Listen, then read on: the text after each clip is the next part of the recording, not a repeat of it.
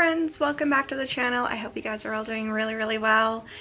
So I'm coming to you from my floor today.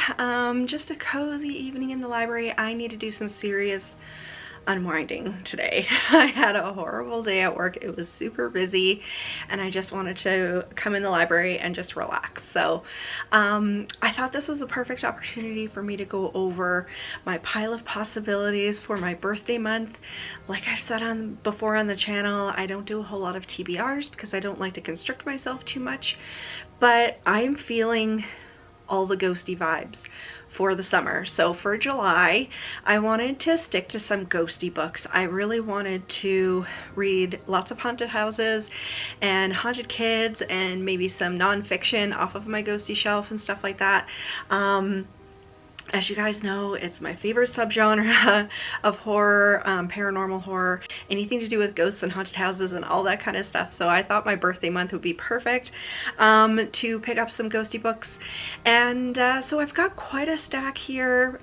I mean, obviously this is just a pile of possibilities. I might go completely outside of this.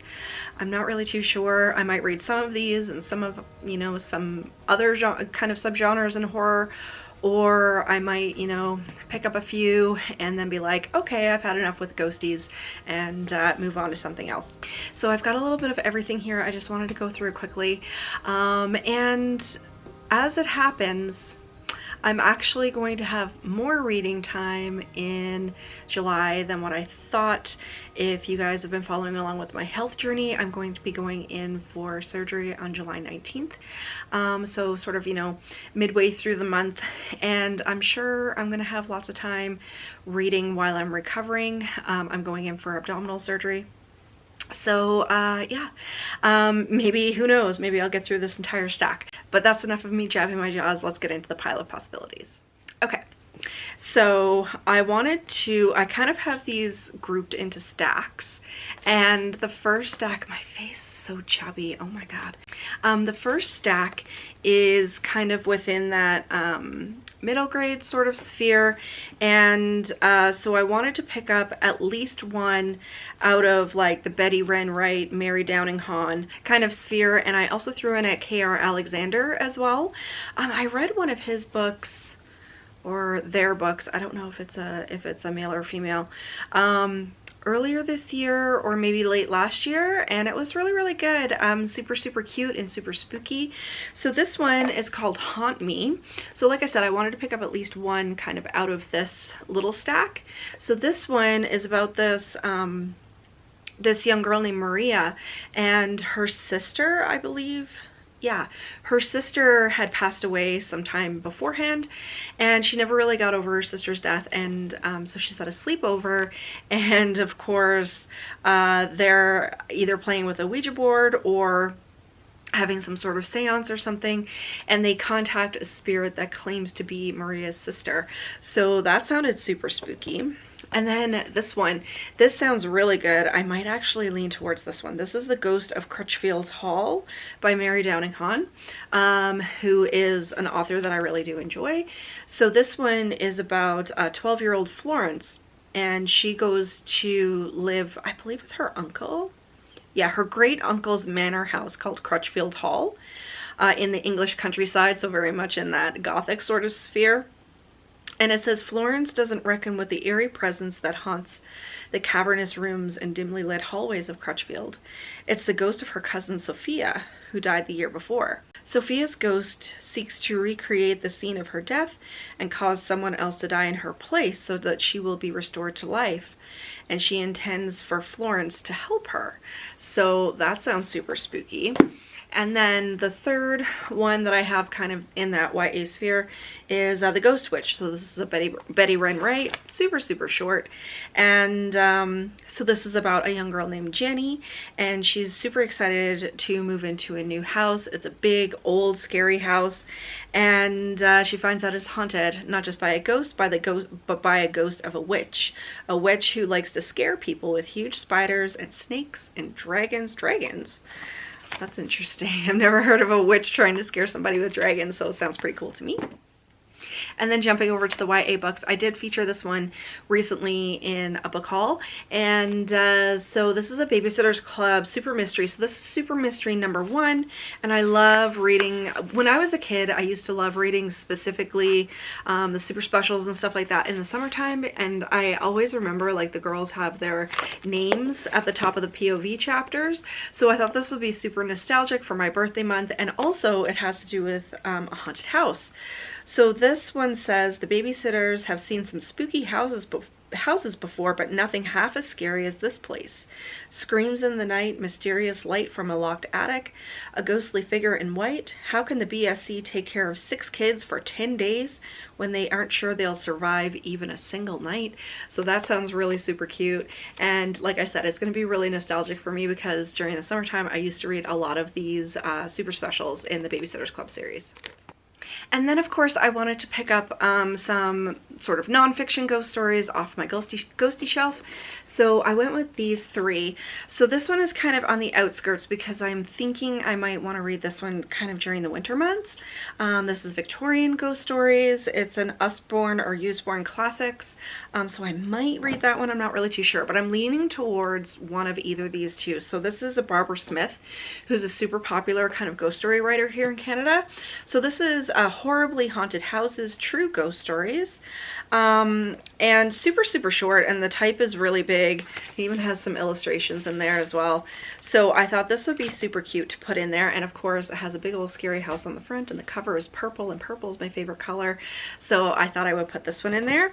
But I'm actually leaning towards this one, Campfire Ghost Stories, The Haunting Tales. So I read the first volume of Campfire Ghost Stories in the Ghost House series a couple of years ago. It was very familiar. It was a lot of urban legends that we'd already heard of before. So this, it actually has 2 volumes. So it has The Haunting Tales and The Haunting Tales Volume 2. So I thought I'm leaning towards this one.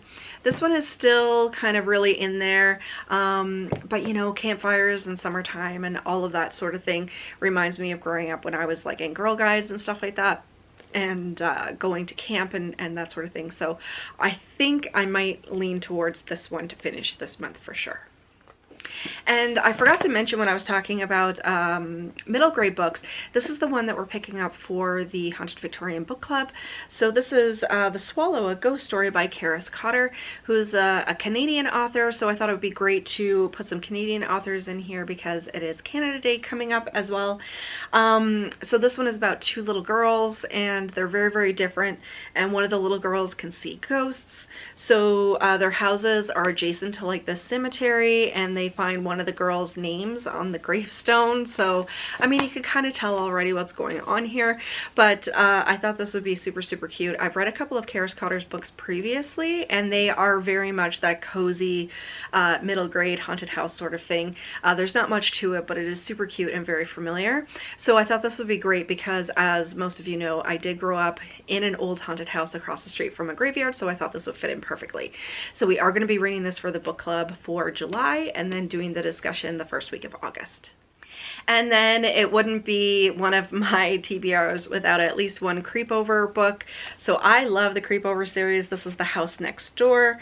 So obviously it's, you know, about a haunted house, and a girl goes in and tries to figure out what's going on here. So if you don't know anything about the creepover series, you don't have to read them in order. They're very spooky. They're very kind of sinister actually for a middle grade series, and they do have the creepometer on the back. So I often show this on my channel. This is super cute. So this particular one is a level 4 out of 5. So if you have young ones at home, if you have baby bats, you can see kind of the scare level of these books.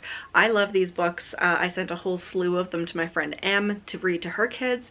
But I haven't read this one. This is number 16, The House Next Door. So very excited to throw this one on the stack as well.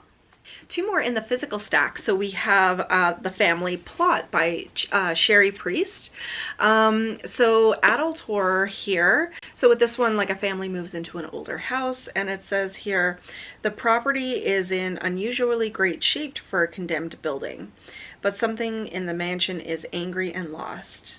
This is the last chance to raise hell before the house is gone forever. and there's still plenty of room in this strange little family plot. So there's like a cemetery, an overgrown cemetery on the property as well. So this sounded really interesting. I've never read anything from this author, and this one is kind of on the fence. I'm not really sure if I'll get to this one, but I stuck it in here anyway so we could have something within the adult sphere if I get tired of the middle grade and YA. And then this one has been on my kind of physical TBR shelf for quite some time. I can't even remember when I bought this book. It is very chunky, and it says on the back, letters, photographs, and a journal all left behind in the harrowing aftermath. This is everything that remains after the mysterious and terrifying circumstances surrounding two individuals haunted by the unbelievable. So it is kind of like physical media-ish, like there's journal entries in here and that sort of thing. It is illustrated somewhat as well, so it has dates and times and all of that. I just saw an illustration I was going to show you. Oh, and it has like, you know, kind of journal entry pages that you can read. So very chunky, but is written kind of like a diary. So I thought I would throw this one in here. If you guys have read this one, let me know. And I love the cover as well. It has this spooky girl. It's very like Samara coming out of the well sort of thing. So I thought I'd throw this one in there also. And then some options for Darcy Coates. So, I mean, it wouldn't be a spooky sort of ghosty month without some Darcy Coates. And it's been quite a while since I've picked up the Gravekeeper series. I've read the first 3 books in that series. I believe there's 5. So book 4 is The Hollow Dead.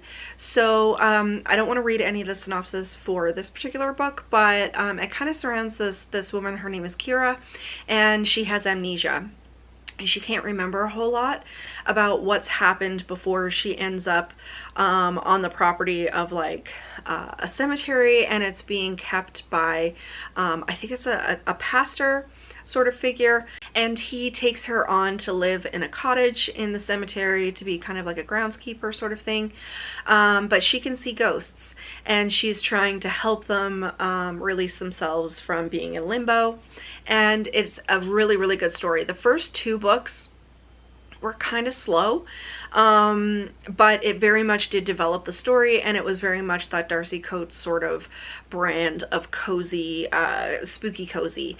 And by the time you're getting into the end of the second into the third book, like everything breaks loose and the story is in full swing. And like I said, it's been a couple of years since I've picked up this series, so I did really want to read the last 2 books, so I might pick that one up. Or I might pick up one of her cozy haunted house horrors that I haven't read yet. I have read most of them, honestly, so I'm leaning more towards the Gravekeeper, but if I don't want to get to one of those, I will pick up one of her cozy haunted house books. So I also have 2 on audio as well. The first one is The Whistling by Rebecca Netley. And it says, alone in the world, Elspeth Swanstone takes the position of a nanny to a family on the remote Scottish island of Skeltsea. Sorry, I don't know how to pronounce that. Her charge, Mary, hasn't uttered a word since the sudden death of her twin, William, just days after their former nanny disappeared. No one will speak of what happened to William, just as no one can explain the hypnotic lullabies sung in the empty corridors, or the strange dolls that appear in abandoned rooms, or the faint whistling that comes in the night. So that's all I needed, a nanny, meek Scottish moors in an old house, and you know, a mysterious death, dolls appearing, and you know, lullabies being sung in the hallways. It definitely has all the feels that I think I'm looking for, so that one sounds really, really good. So there you guys go. That is my right now my birthday month pile of possibilities. Like I said, I'm actually gonna have more time to read while I'm recovering from surgery. I'll be off work for, you know, about a week or so. So that's fantastic. So if you guys have read any of these, please let me know, and also let me know if you enjoyed the video. If you did, give me a thumbs up, leave me a question or a comment down below, because you know I love chatting with you guys. But until next time, stay spooky, everybody. Bye.